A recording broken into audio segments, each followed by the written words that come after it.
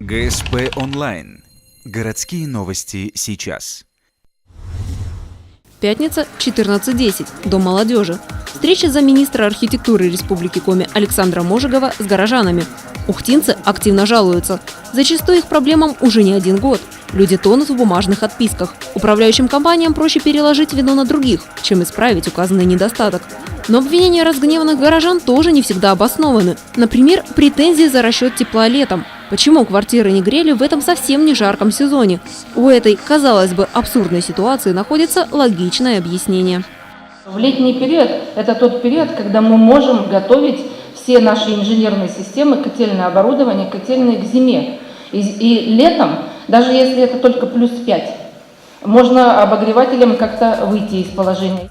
В зале все равно царит единение. Почему за отопление нужно платить и летом?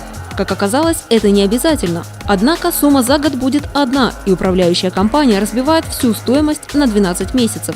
Не меньший отклик в зале получает вопрос о счетах на общедомовые нужды. Владислав Полиэктов говорит, судя по бумагам, как только сменилась управляющая компания, так территория дома будто выросла. Шутка ли, вместо 1,5 киловатт за подъезд теперь платят 52,5. Заместитель министра просит управление ЖКХ взять ситуацию на карандаш. Однако руководство оказалось в курсе этой истории. ОДН рассчитывался на лестничные клетки.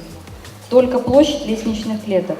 По закону, по формуле, которая применяется для начисления ОДН, применяются места общего пользования в целом по дому согласно технических паспортов. Чердаки, подвалы, лестничные клетки. Министр называет единственный выход – поставить прибор учета. В зале дискуссия. Люди спорят не только с представителями власти, но и между собой. Они наперебой цитируют выученные наизусть статьи федеральных законов. Жаркий спор вызывает переселение из аварийного жилья.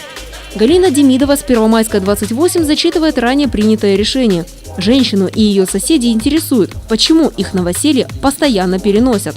Потому что вы отказались участвовать в данной программе. В связи с этим ваш дом, точнее, был поставлен в последний этап. Сейчас вы задаете эти вопросы. Как оказалось, новое жилье предлагают в Шудаяге. Городскому бюджету, а значит налогоплательщикам, это выходит дешевле. Но гордые ухтинцы продолжают жить в аварийном доме. И вот еще одна не новая проблема. Многие не согласны платить за то, чего у них нет. Одна ухтинка говорит, провода в подвале ее дома протянуты, однако лампочки не висят. Но каждый месяц собственникам приходится отдавать деньги, как будто свет есть, и горит практически круглосуточно. Протесты не возымели эффекта. Управление ЖКХ не впервые сталкивается с подобной проблемой. Около 150 ухтинских домов уже получили перерасчет. Александр Можигов пообещал всем присутствующим разобраться с их ситуациями, и если не сегодня, то в ближайшем будущем.